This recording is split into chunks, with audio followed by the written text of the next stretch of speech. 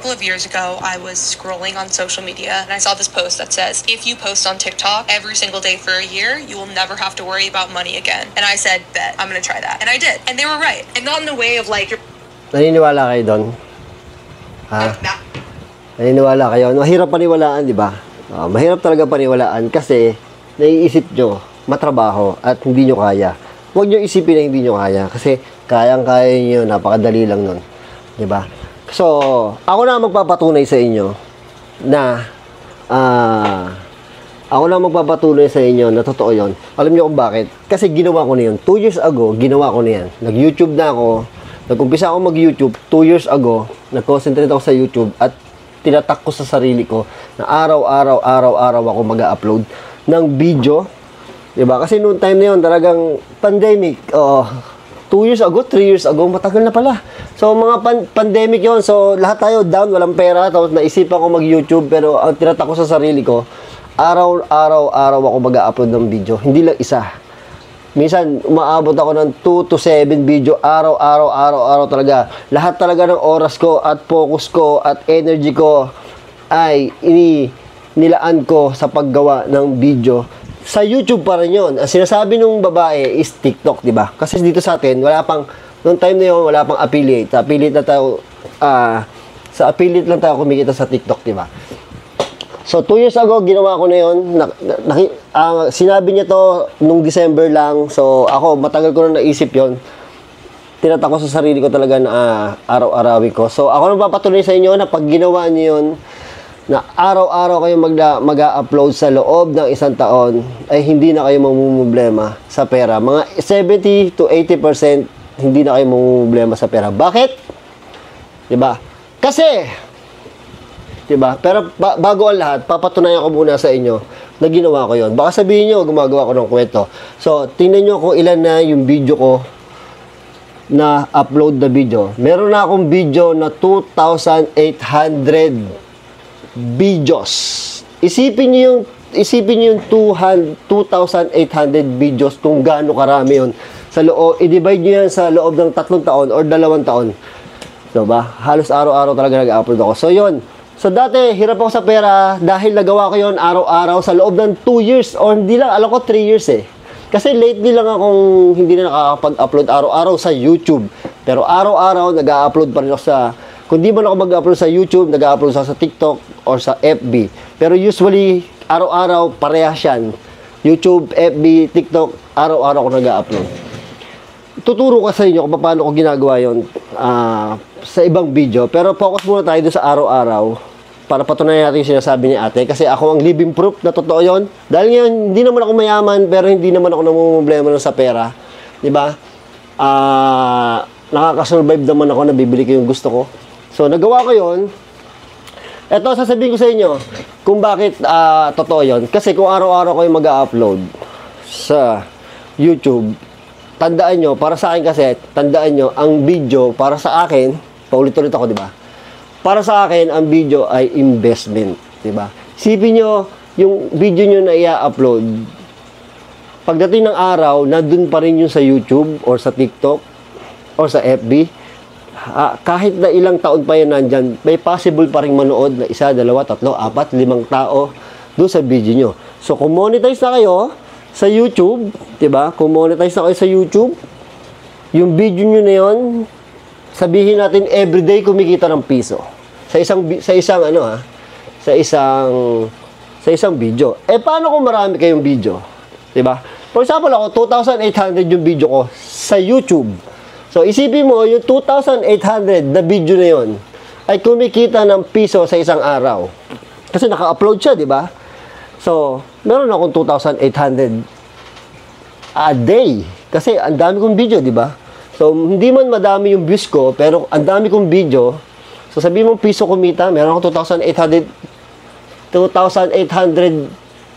pesos a day. Times mo sa 30, kayo na mag-computer.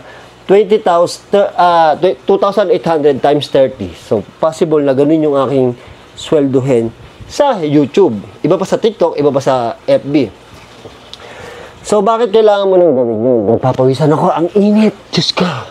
Teka, magkakape muna ako. So, So, bakit kailangan mo nang gawin yan? Kung namumblema ka sa pera, ito na ang solusyon. Kasi alam nyo kung bakit? Wala namang bayad ang Wala namang bayad ang paggawa ng video. Libre lang ang paggawa ng video. Di ba? Libre lang din naman ang pag-apply sa YouTube ng monetization. Libre lang ang pag-apply sa TikTok ng monetization. Libre lang din ang pag-apply sa FB ng monetization. Hindi mo kailangan ng puhunan dito. Kasi malamang naman may cellphone ka. Napapanood mo nga itong video na to eh. So malamang mayroon kang cellphone. Itong ginagawa kong video, daldal ako ng daldal. Wala akong puhunan dito. Meron mang kuryente. Kasi yun na yung kuryente. Diba? May kuryente ako, meron akong camera, or kung wala akong camera, may cellphone ako. Kasi nag-umpisa ako, cellphone lang yung gamit ko. Kung natatandaan ko, ang cellphone ko pa noon ay iPhone 7. iPhone 7 pa yun, nag-umpisa ako. Cellphone lang yung aking puhunan or yung ginagamit noon. Pero ngayon, nakakabili na ako ng mga gusto kong bili na camera. So, yun ang maganda doon. Wala kang puhunan pag ikaw ay magko-content creator. Which is, yung iba talaga, gumagastos. Kasi ako ngayon, gumagastos na ako. Kasi meron na ako pang gastos. Pero kayo, yung mga nag-uumpisa, hindi nyo kailangan ng gastos. Hindi nyo kailangan ng puhunan. Kuryente, cellphone, yun lang muna para mag-umpisa kayo. Lalo-lalo sa TikTok. Sa TikTok is affiliate lang. Sa TikTok ay napakadali po na magkaroon ng kumita ng pera pag kami 600. Biruin mo 600 followers lang kailangan mo sa TikTok. Tapos, kailangan mo lang ng item. Hindi mo naman kailangan bumili ng item. Kasi yung mga gamit ko dito, yung mga gamit nyo sa bahay, mga binili nyo yan sa TikTok, binili nyo sa Shopee, binili nyo sa Lazada. Sigurado yan, meron yung seller na sa TikTok. For example, itong mouse na to, binili ko sa Shopee. Malamang, itong mouse na to, meron to sa TikTok. So, yun na rin din yung gamitin mo. So, example lang yan. Sa ibang video ko yan, ituturo sa inyo. So yun yung maganda doon. Tsaka ito pa, kasi kung araw-araw kayong magbibideo, araw-araw kayo mag-upload, biruin nyo, sa loob na isang taon, 365 na upload ang magagawa nyo. Di ba? So, kung 365 na upload ang magagawa mo, 365 ka din gumawa ng video, which is, kung ikaw ay hindi marunong mag-video, pagdating ng 100 video mo, sigurado ako na gagaling ka ng gagaling. Araw-araw, mag-i-improve yung pag-e-edit mo, yung pagsasalita mo, yung pag-video mo, mag-i-improve lahat yan. Kasi kung mag-i-start ka sa zero knowledge, pagdating ng 365 video, baka pagdating ng 100 video, magaling ka na mag-video eh. 'Di ba? Magaling ka nang kumuha ng angle, 'di ba? Maganda na yung pag-i-edit mo. Ang pag-i-edit, CapCut lang, pwede na, 'di ba? So, yun nga. So, bakit sinabi ng babae na hindi ka na problema sa pera? Kasi nga, yung video mo na 365 nandoon na sa TikTok or sa YouTube, pag yun ay kumita ng piso kada araw, meron ka ng 365 pesos, meron ka ng 365 pesos. Ang dumi nung ano ko.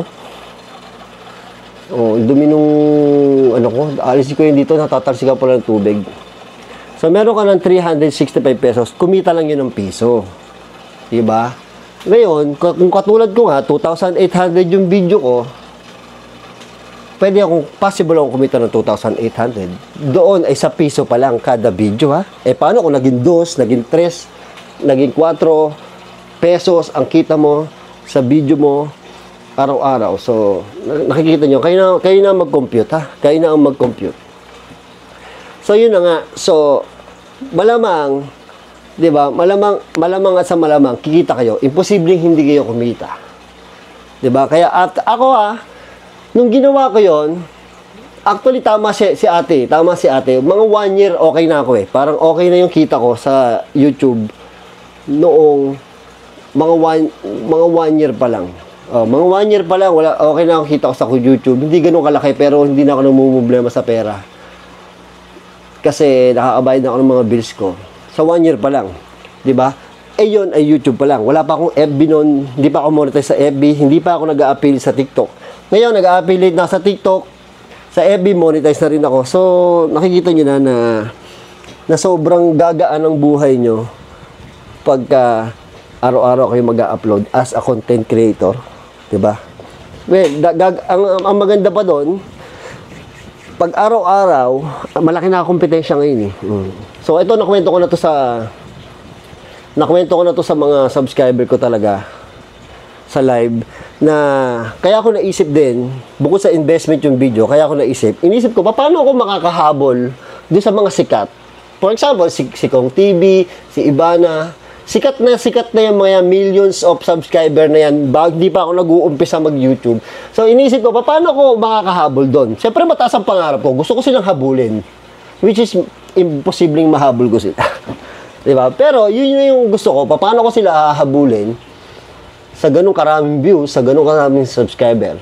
So, nakikita ko, nag-upload sila once a week. So, para medyo makaabot naman ako sa kanila, gagawin ko araw-araw. So, nakikita nyo na kung ano ang nagagawa ng araw-araw upload. Diba? Unang-una, skills. Gagaling kayong mag-video, gagaling kayong magsalita, gagaling kayong mag-vlog. Yun na yun. Pag skills na ang natuto kayo, yun ay wala nang atrasan to. Kasi magaling ka na eh. Meron ka ng skills. Diba? So, yun ang maganda. So, pangalawa, disiplina. Kasi matidisiplina mo yung sarili mo. Tatatak mo sa isip mo, kailangan araw-araw ako mag-upload. Ako, ganun ang ginawa ko eh. O, araw-araw ako nag-upload. So, nagkaroon ako ng disiplina. As in, talaga hindi ako papayag na hindi ako makapag-upload sa isang araw. Talagang gagawa ako ng paraan para makapag-upload ako sa isang araw. So, disiplina sa sarili yon. Then, yung consistent, di ba? Consistency, ayun na, kasama na sa discipline yun. So, pag merong ano nun, kung saan ang darating sa'yo ang income, lalo sa social media. Sa social media, mahirap. Sobrang hirap sa social media makapenetrate. Pero kung tatagain mo